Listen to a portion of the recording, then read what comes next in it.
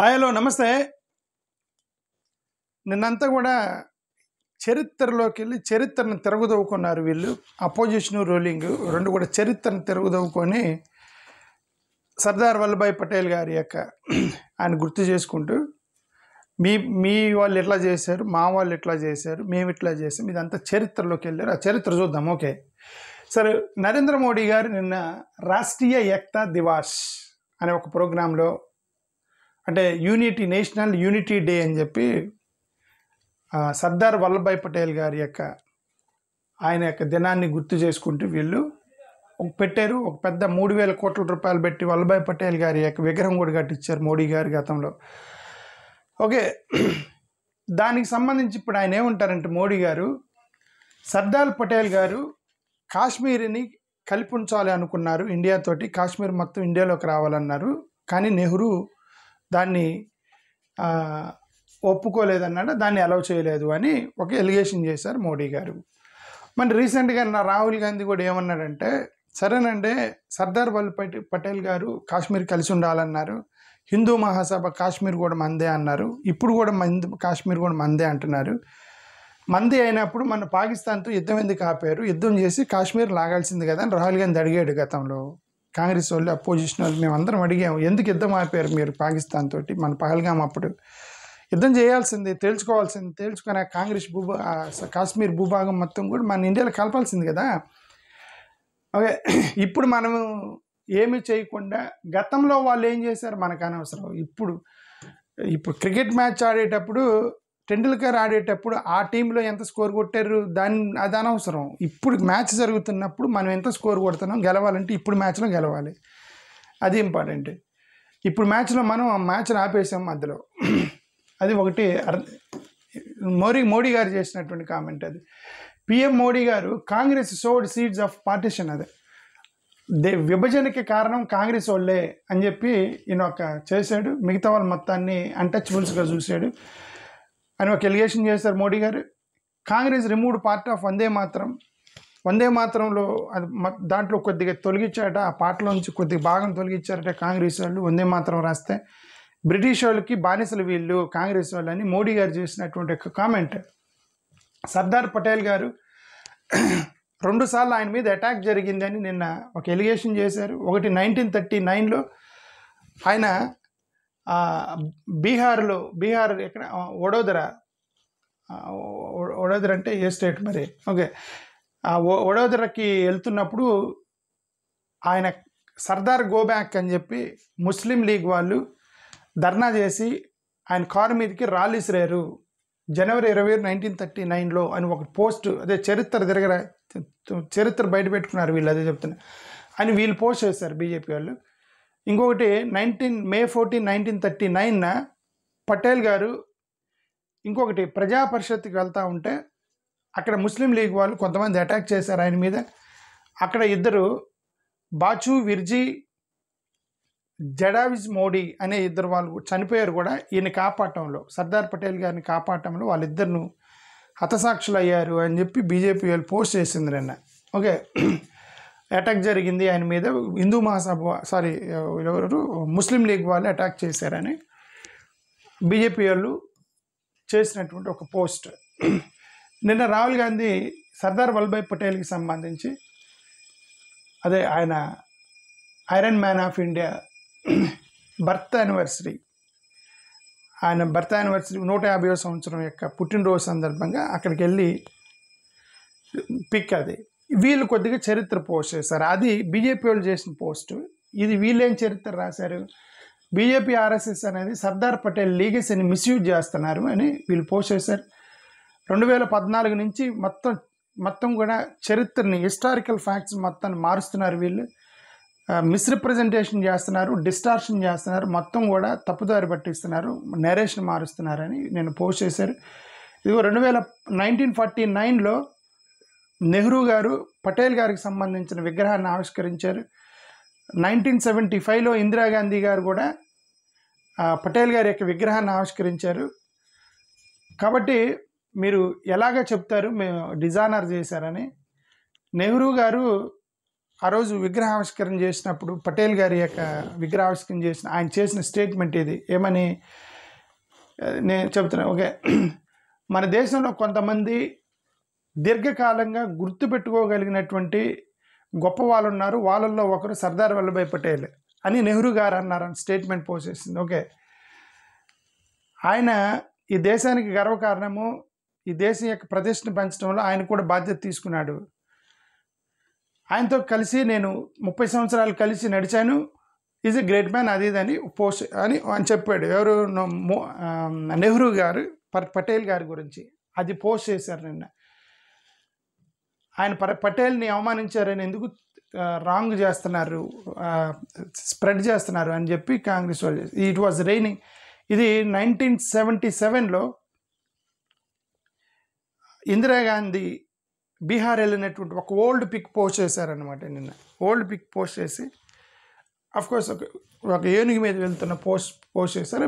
Maybe Bihar elections సంబంధించి వాళ్ళు post చేస్తుంటారు. ఓకే, ఇది చూడండి, Congress accused BJP RS misusing Sardar Patel's legacy. Okay, చూసాగా ఈ పోస్ట్ చేశారు వీళ్ళు. ఈ పోస్టులు ఇవన్నీ పాత ఫోటోలన్నీ పోస్ట్ చేశారు కాంగ్రెస్ వాళ్ళు. మోడీ గారు ఆ మాట అన్నారని. ఏది? సర్దార్ వల్లభాయ్ పటేల్ మీద ముస్లిం లీగ్ వాళ్ళు 2 సార్లు అటాక్ చేశారు 1939లో అన్నారని. ముస్లిం వాళ్ళు అటాక్ చేసి ఉండొచ్చు, బట్ ఇది నెహ్రూ గారు, ఇది నెహ్రూ సర్దార్ వల్లభాయ్ పటేల్ యొక్క విగ్రహాన్ని ఆవిష్కరిస్తున్నటువంటి ఆ ఫోటో పాతది. The services of Vallabhbhai Patel అని ఒక న్యూస్ పేపర్ క్లిప్స్ ఇవన్నీ పోస్ట్ చేశారు నిన్న. మ్యాన్ ఆఫ్ ఇది ఇందిరాగాంధీ సర్దార్ వల్లభాయ్ పటేల్ గారి యొక్క విగ్రహ ఆవిష్కరణ దానికి సంబంధించిన అదే. ఇంక వీళ్ళందరూ సర్దార్ వల్లభాయ్ పటేల్ గారి మీద పాత చరిత్ర మొత్తం తీసుకున్నారు నిన్న వీళ్ళు, ఇది 2 పార్టీలు. ఓకే, సరే, అది దానికి సంబంధించింది. ఇది ఆర్ఎస్ఎస్కి సంబంధించి ఆర్ఎస్ఎస్ని బ్యాన్ చేయాలని మరి ప్రియాంక ఖర్గే అన్నారు కదా, మీరేమంటారా? నిన్న మల్లికార్జున ఖర్గే అని అడిగారు జర్నలిస్టులు. ఈయన నా అభిప్రాయం ప్రకారం బ్యాన్ చేయాలి అన్నాడు. ఆయన చూడండి, in my personal opinion RSS has to be banned అన్నాడు. మళ్ళీ అది అక్కడ కర్ణాటకలో మళ్ళీ బీజేపీ వాళ్ళకి మధ్య గొడవ అయింది నిన్న. I think RSS should B banned. Congress chief recall Sardar Patels 1948 లెటర్ని దాన్ని రిఫర్ చేస్తూ ఆర్ఎస్ఎస్ బ్యాన్ చేయాలి అన్నాడు అనమాట. So the Mallikarjun Kharge, in my opinion RSS should be ban. Mallikarjun Kharge reiterated demand to ban RSS cites Sardar Patel stands. Okay, ఇది మల్లికార్జున బీజేపీ వాళ్ళు respond అయ్యేదానికి said BJP criticised Congress chief Mallikarjun Kharge on remarks on banning RSS. అది okay. వాళ్ళు ఏమన్నారంటే పెద్ద వాళ్ళే ban చేయలేపారు, నువ్వేం చేస్తారు? బీజేపీ ప్రీవియస్ చాలామంది నాయకులు మహాత్మా గాంధీ ఆర్ఎస్ఎస్ని పొగిడారు, బిఆర్ అంబేద్కర్ ఆర్ఎస్ఎస్ని పొగిడారు, జవహర్లాల్ నెహ్రూ ఆర్ఎస్ఎస్ని, ఇందిరాగాంధీ కూడా ఆర్ఎస్ఎస్ని పొగిడారు, ప్రణబ్ ముఖర్జీ, వీళ్ళందరూ ఆర్ఎస్ఎస్ని పొగిడారు. ఇప్పుడు మీరు ఎందుకు బ్యాన్ చేస్తున్నామంటున్నారని బీజేపీ వాళ్ళు చేసినటువంటి కామెంట్. పొగిడారంటే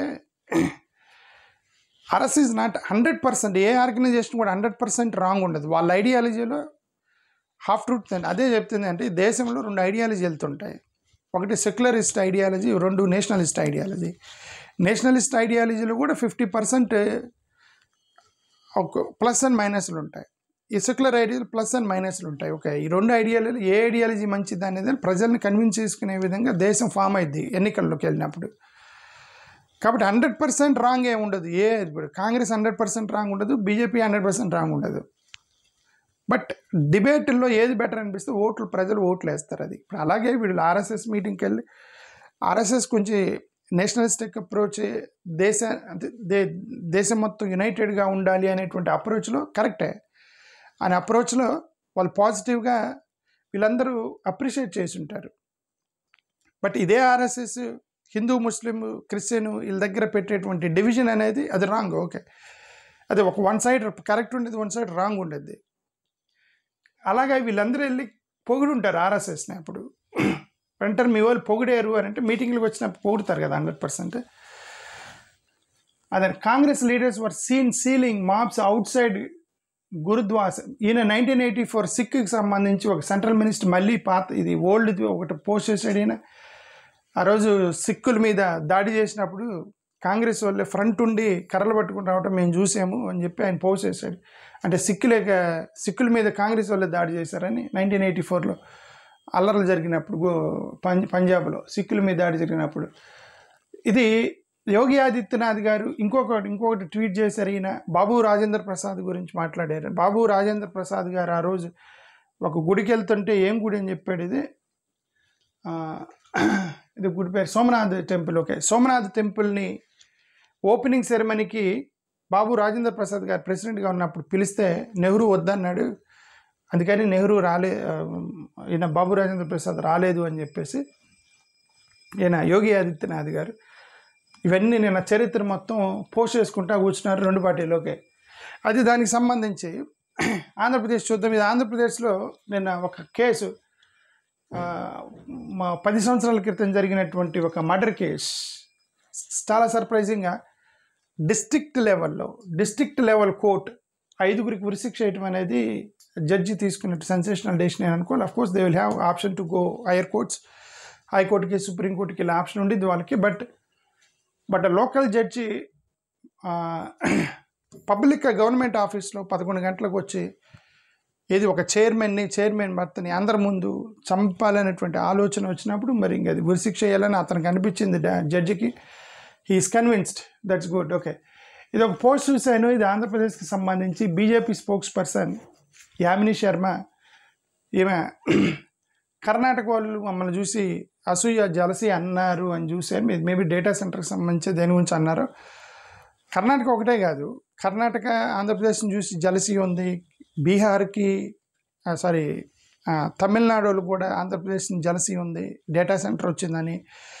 ఇంక్లూడింగ్ నేషనల్లో ఉన్నటువంటి నాయకులకు కూడా ఆంధ్రప్రదేశ్ జలసి ఉంది. బట్ వీళ్ళందరూ బీజేపీ వాళ్ళే. ఎందుకు బీజేపీ వాళ్ళు అన్నానంటే, ఇప్పుడు కర్ణాటకలో ఆంధ్రప్రదేశ్కి డేటా సెంటర్ పోయిందని గొడవ చేసింది ఎవరు? అపోజిషన్ వాళ్ళు. ఎవరు అపోజిషన్? అక్కడ బీజేపీ. ఆంధ్రప్రదేశ్కి మీరు కర్ణాటక రావాల్సిన డేటా సెంటర్ని పోయిందని గొడవ చేశారంటే ఇప్పుడు వాళ్ళే కదా ఆంధ్రప్రదేశ్ మీద గొడవ జలసి. ఇప్పుడు ఏమేమన్నందో నాకు తెలియదు జలసి అని. ఓకే, అక్కడ తమిళనాడులో ఏఐడిఎంకే వాళ్ళు బీజేపీలు గొడవ చేశారు, నువ్వు తమిళనాడుకి రావాల్సిన డేటా సెంటర్ని ఆంధ్రప్రదేశ్కి ఇచ్చావని. అండ్ ఇప్పుడు అక్కడ ఆంధ్రప్రదేశ్ మీద జలసి ఎవరికి? ఇదంతా ఎందుకు అమిత్ మాల్వే పోస్ట్ చేశాడు, కర్ణాటకకి you last Andhra Pradesh data centre to Andhra Pradesh అని. మరి ఇప్పుడు ఏమి జలసి అని ఎవరినందో నాకు అర్థం కాల. ఓకే, కర్ణాటకలో ఉన్న బీజేపీ వాళ్ళు అమిత్ మాల్వియా, ఇక్కడ తమిళనాడులో ఉన్న బీజేపీ వాళ్ళు, వీళ్ళందరికీ ఆంధ్రప్రదేశ్ అంటే అసూయ కాబట్టి వాళ్ళు రెచ్చగొట్టారు వాళ్ళని, మీకు ఆంధ్రప్రదేశ్ డేటా సెంటర్ పోగొట్టుకున్నారని నాకు అర్థమైంది. అపోజిషన్ వాళ్ళు తప్ప రూలింగ్ వాళ్ళు ఎవరు మాట్లాడుతారు. ఇది Amit Shah says Rahul's maternal roots in Italy. Amit Shah గారు నిన్న రాహుల్ గాంధీని, ఇతనికి వాళ్ళ మేనమామలు ఇటలీ రూట్స్ ఉన్నాయి కాబట్టి అందుకని ఈ చాట్ పూజని అవమానించాడని చెప్పి అమిత్ షా గారు చేసిన ఒక స్టేట్మెంట్. అది మేనమామలు ఇటలీ గురించి, అందుకని గౌరవం లేదు చాట్ పూజ అనేది చెప్పడం ట్రై చేశారు. నితీష్ కుమార్ నిన్న మేనిఫెస్టో రిలీజ్ చేశారు. వీళ్ళు బీహార్లో నితీష్ కుమార్ మేనిఫెస్టో రిలీజ్ చేశారు. మేనిఫెస్టో రిలీజ్ చేసి వీళ్ళు ఏమంటారంటే, ఎన్డీఏ 2 సెకండ్స్లో నితీష్ కుమార్ని మాట్లాడటానికి అవకాశం ఇవ్వలేదు, మొత్తం కూడా అబద్ధాలు రాసుకొని వచ్చి 20 సెకండ్స్ మేనిఫెస్టో లాంచ్ చేశారు అని చెప్పేసి నిన్న అపోజిషన్ వాళ్ళు బీహార్లో చేసిన ఎలిగేషన్. ఈయన యోగి ఆదిత్యనాథ్ గారు బీహార్ సివాన్లో ప్రసంగిస్తూ నిన్న ఆర్జేడీ కాంగ్రెస్ ఇక్కడ ఉన్నటువంటి సమాజ్వాదీ పార్టీ లాంటిది, వాళ్ళు ఒక మాఫియాతో సమానం అని అన్నారు యోగి ఆదిత్యనాథ్ గారు. ఇది ఇంకా బీహార్లో 5 లక్షల ఓట్లు ఉన్నాయి, డూప్లికేట్ ఓట్లు ఉన్నాయని ఆమ్ ఆద్మీ పార్టీ వాళ్ళు, ఇంకా బీహార్లో ఇంకా 5 లక్షల డూప్లికేట్లు ఉన్నాయని చెప్పి ఆమ్ ఆద్మీ పార్టీ వాళ్ళు చేసిన అలిగేషన్. ఇది ఢిల్లీలో ఆమ్ ఆద్మీ పార్టీ మీద, అరవింద్ కేజ్రీవాల్ మీద నిన్న పంజాబ్ చండీగఢ్లో ఒక శీష్ మహల్ని ఇచ్చారు అని కొత్త పోస్ట్ చేశారు. గతంలో ఢిల్లీలో ఒక శీష్ మహల్ కట్టుకున్నాడు అని చెప్పేసి బాగా ట్రోలింగ్ చేశారు, ఒక పెద్ద ప్యాలెస్ కట్టుకున్నాడు అని. ఇది చండీగఢ్లో ఇప్పుడు పంజాబ్లో ఆమ్ ఆద్మీ పార్టీ గవర్నమెంట్ కాబట్టి చండీగఢ్లో అతనికి ఇంకొక శీష్ మహల్ ఇచ్చారని బీజేపీ వాళ్ళు పోస్ట్ చేశారు. ఇది పిక్చర్ పోస్ట్ చేశారు. ఇప్పుడు ఆమ్ ఆద్మీ పార్టీ వాళ్ళు అది కరెక్ట్ కాదు, ఆ బిల్డింగ్ అరవింద్ కేజ్రీవాల్కి ఇచ్చింది కాదు అని చెప్పి వీళ్ళు అన్నారు. బట్ వాళ్ళైతే తిప్పుతున్నారు, second Sheesh Mahal in Punjab allotted by Punjab government to Arvind Kejriwal అనే దాని మీద తిరుగుతుంది. ఇది చూడండి, ఇది ఉమర్ ఖలీద్ అండ్ సర్జీల్ ఇమామ్కి సంబంధించిన కోర్టులో ఆర్గ్యుమెంట్ జరిగింది. Senior advocate Abhishek Manu Singhvi, doctor Abhishek Manu Singhvi వీళ్ళ తరపున ఆర్గ్యుమెంట్ చేశాడు. ఇతను ఏమంటే 6-7 సంవత్సరాలకి మీరు జైల్లో పెట్టారు, ఒక ప్రూఫ్ లేదు, 6-7 సంవత్సరాలు అయింది, ఇప్పుడు బెయిల్ అన్నా ఇవ్వండి, ప్రూఫ్ అన్నా చూపించండి, లేదంటే ట్రయల్ అన్నా స్టార్ట్ చేయండి. వీళ్ళకి బెయిల్ ఇవ్వలేదు, ప్రూఫ్లు లేవు, ట్రయల్ స్టార్ట్ అవ్వాలి. మళ్ళీ 6-7 సంవత్సరాల నుంచి వీళ్ళు ముగ్గురు జైల్లో ఉన్నారు. ఉమర్ ఖలీద్ వీళ్ళు ముగ్గురు జైల్లో ఉన్నారు, స్టూడెంట్స్, ఢిల్లీ యూనివర్సిటీకి సంబంధించి. ఓకే, బట్ ఈ కేసు ఏంటంటే యూఏపీఏ కేసు పెట్టారు, అంటే ఇది దేశద్రోహం, టెర్రరిస్టుల మీద పెట్టేటువంటి కేసు ఉంది కాబట్టి ఇంక దానికి బెయిల్స్ ఇవన్నీ ఉండవు. వాళ్ళు కోర్టు జడ్జిమెంట్ ఇచ్చేంత వరకు వాళ్ళు జైల్లో ఉండాల్సి వచ్చింది. సో ఆ సెక్షన్స్ మీద వీళ్ళు స్టూడెంట్స్ ఇప్పుడు 6-7 సంవత్సరాల నుంచి జైల్లో ఉన్నారు వాళ్ళు. ఓకే, బెయిల్ వచ్చిందా లేదా మండే చూడాలనేది డాక్టర్ మను సింఘ్వి పోస్ట్ చేసింది. How BJP's cloud seeding failure giving way to ఆ ప్రివెన్షన్ అండ్ ఢిల్లీ. ఇప్పుడు క్లౌడ్ సీలింగ్ ఫెయిల్ అయింది కాబట్టి ఇప్పుడు ఆమ్ ఆద్మీ పార్టీకి అవకాశం ఉంది, అక్కడ దాని మీద రాజకీయం చేస్తున్నారు వాళ్ళ పార్టీని రీబిల్డ్ చేసుకోవడానికి అనేది ఒకటి అర్థమైంది. ఇక చూడండి, ఆమ్ ఆద్మీ పార్టీ వాళ్ళు బీజేపీ బ్రిటిష్ వాళ్ళ కంటే దారుణం అనేటువంటి ఒక మాట చేశారు గుజరాత్కి సంబంధించిన ఫార్మర్స్. ఇదే మాట మోడీ గారి గవర్నమెంట్ బ్రిటిష్ వాళ్ళ కంటే దారుణం అని చెప్పి తమిళనాడు వాళ్ళు అన్నారు. అది ఎలాగో చూద్దాం, ఇప్పుడు నెక్స్ట్ తమిళనాడు చూద్దాం. ఓకే, ఇది కర్ణాటకలో రీషఫిల్ చేయబోతున్నారు కామరాజ్ ఫార్ములా మీద అనేది ఒకటి వస్తుంది. కామరాజ్ ఫార్ములా అంటే ముసలోళ్ళ మొత్తానికి రెస్ట్ ఇచ్చి కుర్రాళ్ళు మొత్తాన్ని తీసుకొచ్చి పెడతారు క్యాబినెట్లో. దాని కామరాజ్ 1963లో కామరాజ్ చేసినటువంటి ఒక ప్లాన్ అనమాట. అప్పటి నుంచి దాన్ని కామరాజ్ ఫార్ములా అంటారు కాంగ్రెస్ వాళ్ళు. ఓకే, ఇది కేరళ వీళ్ళు the first state extreme poverty free స్టేట్గా డిక్లేర్ చేశాడు నేను ముఖ్యమంత్రి. అంటే ఎక్స్ట్రీమ్ పావర్టీ అంటే అతి దారిద్ర్యంలో ఉన్నటువంటి వాళ్ళు ఇక రాష్ట్రంలో లేరు, మాదే దేశంలో ఫస్ట్ స్టేట్ అని డిక్లేర్ చేసుకున్నాడు. ఈయన ఎందుకు అట్లా చేశాడంటే వాళ్ళు ఒక ప్రోగ్రాం పెట్టారు 2021లో, అతి దారిద్ర్య నిర్మార్జన యజ్ఞజం ఏదో ఉందండి, మలయాళం కాబట్టి నాకు సరిగ్గా చదవలేకపోతున్నాను. అతి దారిద్ర్య నిర్మార్జన యజ్ఞజం అని ఒక ప్రోగ్రాం పెట్టాడు 2021లో. ఆయన ఎక్స్ట్రీమ్ పావర్టీ ఎరాడికేషన్ ప్రాజెక్ట్ పెట్టాడనమాట. ఇప్పుడు మరి అంటే ఎక్స్ట్రీమ్ పావర్టీ అంటే ఒక్కరు కూడా కనీసం తినటానికి కూడా డబ్బులు లేని వాళ్ళు ఉండకూడదు రాష్ట్రంలో అనేది ఆయన ప్రాజెక్ట్ అనమాట. అది మరి ఆయన ఏం చేస్తారు, మరి రోడ్ల మీద అడుక్కునే బెగ్గర్స్ మొత్తాన్ని తినడానికి అన్నం లేదా అని అడుక్కునే వాళ్ళని, లేదంటే గ్రామీణ ప్రాంతాల్లో 3 పూటలకు కూడా అన్నం లేని వాళ్ళని ఐడెంటిఫై చేస్తారు. ఏం చేస్తారు మనకు తెలియదు మెథడాలజీ. ఆయన మేము మొత్తాన్ని ఐడెంటిఫై చేసాము, ఇక్కడి నుంచి అతి దారిద్రులు మా రాష్ట్రంలో లేరు, వీఆర్ ఫ్రీ ఫ్రమ్ ఇట్ అని డిక్లేర్ చేశాడు నిన్న ఆయన చీఫ్ మినిస్టర్. వీళ్ళు అపోజిషన్ వాళ్ళు అంటారు, నువ్వు డేటా రిలీజ్ చేయి, నువ్వు ఎలా డిక్లేర్ చేసుకుంటావు ఇది నీకు అతి దారిద్ర్యం నుంచి ఫ్రీగా అయ్యామని. Economist question claim release the data, ఎవరెవరు అతి దారిద్రులు నువ్వు ఐడెంటిఫై చేసావు, వాళ్ళు ఎక్కడున్నారు, వాళ్ళకి ఏం స్కీమ్ ఇచ్చావు, లిస్ట్ రిలీజ్ చేయమన్నారు అపోజిషన్కి సంబంధించి, దాని కేరళకి సంబంధించి. ఓకే, ఇది రోహిత్ ఆర్యాకి సంబంధించి కేసు. నేను రోహిత్ ఆర్య మీద నేను ఒక వీడియో పెట్టాను నేను నా ఛానల్లో, మీరు చూడండి. రోహిత్ ఆర్య కేసు చాలా డీటెయిల్గా ఎక్స్ప్లెయిన్ చేశాను. ఇది ఒక రెడ్ టేపిజానికి ఎలా బలయ్యాడు, ఒక బ్యూరోక్రాటిక్ సిస్టము పొలిటికల్ పవర్కి ఒక వ్యక్తి ఎలా బలయ్యి అతను రాంగ్ స్టెప్ తీసుకున్నాడు అనే దాని మీద ఒక వీడియో పెట్టాను నిన్న, చూడండి మీరు ఆ వీడియో. ఓకే, ఇది కాంగ్రెస్ వాళ్ళు ఏమంటారంటే అక్కడ మీరు మొత్తం కవరప్ చేస్తున్నారు, అక్కడ లోపల ఏందో జరిగింది అది మొత్తం కూడా మీరు బయట పెట్టండి. ఇతన్ని ఎన్కౌంటర్కి సంబంధించి మొత్తం ఇప్పటికి 89,000 కోట్ల రూపాయల కాంట్రాక్టులు మొత్తం పెండింగ్ ఉన్నాయి. ఇప్పుడు వాళ్ళందరూ కూడా ఇలానే సూసైడ్ చేసుకుంటారు, ఏదో ఒకటి చేస్తారు, మీరు ఏది చేయండి. ఇది Mumbai hostage case, Rohit Arya victim of red tapism. 2 కోట్ల రూపాయల ప్రాజెక్ట్ చేశాడు గవర్నమెంట్కి, డబ్బులు ఇవ్వమంటే మధ్యలో ఎవరో పొలిటీషియన్ ఇతను చీట్ చేశాడని అర్థమైంది. ఓకే, అసలు కాంట్రాక్ట్ నీ పేరు మీదే లేదని చెప్తున్నారు ఇప్పుడు వాళ్ళు. కాంట్రాక్ట్ అతనికే ఇవ్వలేదంటే మధ్యలో పొలిటీషియన్ దొరాడు మధ్యలో. 2 కోట్ల రూపాయలు 15 లక్షలు ఇచ్చారు, డబ్బులు ఇవ్వమంటే ఇవ్వనన్నాడు. హంగర్ స్ట్రైక్ కూర్చున్నాడు అతను పోయి. హంగర్ స్ట్రైక్ కూర్చున్నా సరే ఆయనకి డబ్బులు ఇవ్వలే, అంతే. ఆడిషన్ ఇచ్చాడు, ఆడిషన్ ఇచ్చి పిల్లల్ని తీసుకొచ్చాడు, వాళ్ళలో కరెక్ట్గా 10 నుంచి 17 సంవత్సరాల పిల్లల్ని సెలెక్ట్ చేసి మిగతా వాళ్ళందరూ ఇంటికి పంపించాడు. వాళ్ళని లోపల పెట్టుకొని వీడియో రిలీజ్ చేశాడు. వీళ్ళందరిని బంధించాను, నాకు ఆఫీస్ వాళ్ళతో మాట్లాడాలన్నాడు. బట్ ఇది రిస్క్ తీసుకోదలుచుకోదు పోలీసులు, ఎందుకంటే మన లోపల అతను గన్స్ ఉన్నాయని అంటున్నాడు కాబట్టి చంపేశారు అతను. ఓకే, పిల్లలు ఉన్నారు కాబట్టి. ఈమె ఇది ఒక యాక్ట్రెస్, రోహిత్ ఆర్యాకి సంబంధించిన యాక్ట్రెస్ రుచితా జాదవ్. ఈమె నిన్న చెప్పింది, నన్ను రోహిత్ వాళ్ళ ఆఫీస్కి రమ్మన్నాడు, ఒక సినిమా ఉంది, సినిమాలో యాక్ట్ చేయాలి, నువ్వు ఆఫీస్కి రమ్మని చెప్పి నాకు ఫోన్ చేశాడని చెప్పింది ఏమి నిన్న. అంటే అర్థం మరి పిల్లల కంటే ముందు ఏమని బంధిద్దాం అనుకున్నాడా అని ఆమె ఉద్దేశం మైండ్ వచ్చి ఈ టైంలో ఆ విషయం చెప్పడానికి ఆమె. ఓకే, ఈమె నేను స్టేట్మెంట్ ఇచ్చింది, ఐ గాట్ ఆ కాల్ అండ్ ఆఫర్, మూవీలో ఆఫర్ వచ్చింది నాకు రోహిత్ దగ్గర నుంచి అని. ఓకే, సరే ఇప్పుడు ఇది జరిగింది కాబట్టి గవర్నమెంట్ ప్రాజెక్టులు మొత్తం కూడా స్క్రూటినీలోకి వెళ్ళిపోవాలని అపోజిషన్ వాళ్ళు చెప్తున్నారు.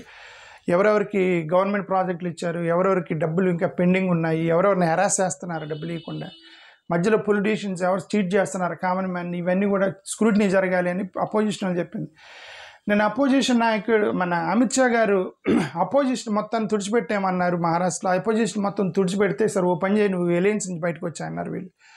అపోజిషన్ మొత్తం తుడిచిపెట్టాను అన్నావు కదా, లేదు కదా అపోజిషన్, మరి ఇంక ఎలియన్స్ ఎందుకు మీకు, ఎలియన్స్ నుంచి బయటకు రండి అని వాళ్ళు సవాల్ చేశారు. దానికి సంబంధించి ఇది మహారాష్ట్ర కాంగ్రెస్ ప్రెసిడెంట్ అంట, ఏదో కేసు మీద పోలీసులు బెడ్రూమ్లోకి వెళ్ళారంట.